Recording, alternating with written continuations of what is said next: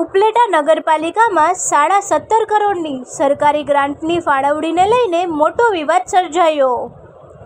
નમસ્કાર, ગુજરાત 24 ન્યૂઝમાં આપનું સ્વાગત છે. જોઈએ આજના મહત્વના સમાચાર. ખાસ સામાન્ય સભાના ઠરાવમાં વોર્ડ નંબર 9ને વિકાસ કામોના આયોજનમાંથી સંપૂર્ણ બાકાત રખાયાનો આક્ષેપ. AIMIMના સદસ્ય ઇમરાન મિયાં પીરઝાદાની આગેવાનીમાં સ્થાનિક રહીશો બહોળી સંખ્યામાં રજૂઆત માટે નગરપાલિકા કચેરીએ પહોંચ્યા. આવેદનપત્ર સ્વીકારવા માટે નગરપાલિકામાં પ્રમુખ કે ચીફ ઓફિસર જેવા કોઈ જવાબદાર સત્તાધીશ હાજર ન મળતા લોકોમાં રોષ ફેલાયો હતો.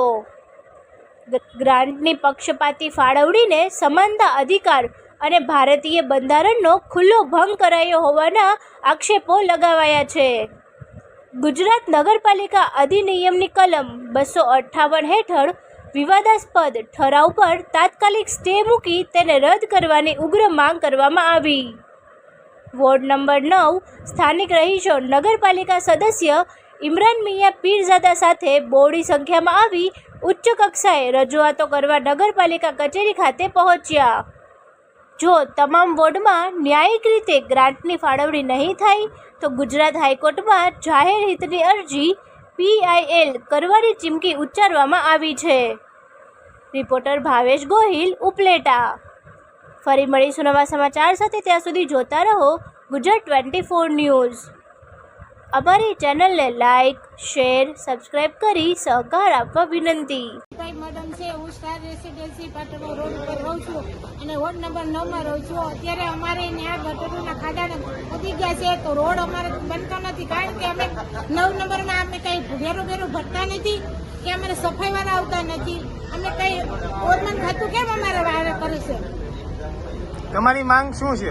અમારી માંગ છે કે અમારા બાળકો નીકળી નથી શકતા, રોડ બનાવે, ગટરોના ખાડા ખોદીને વહી ગયા છે તો મોટા માણસો નથી નીકળી શકતા, તો અમારા બાળકો કેમ નીકળી શકે? તો અમને રોડ બનાવી દે અને અમને પાણી હો તો અમને પાણી એકત્રે આપે. 4 થી પાણી આપે છે, અત્યારે ઉનાળો છે, પાણી પૂરું થતું નથી તો અમને એકત્રે પાણી આપે અને સફાઈ વેરાના અમને સફાઈ વેરો. હું ઇમરાન મિયાં પીરઝાદા, ઉપલેટા નગરપાલિકા વોર્ડ નંબર 9 MIM પાર્ટીનો સદસ્ય.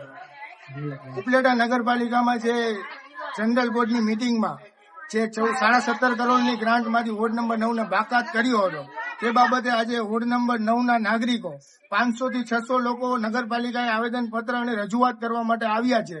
પણ નગરપાલિકાની અંદર પ્રમુખ અને ચીફ ઓફિસર જે બંને જવાબદાર વ્યક્તિઓ હોય તે અત્યારે કોઈ હાજર નથી ને અમારું આવેદનપત્ર સ્વીકારવા માટે નગરપાલિકાની અંદર કોઈ જવાબદાર વ્યક્તિ હાજર નથી.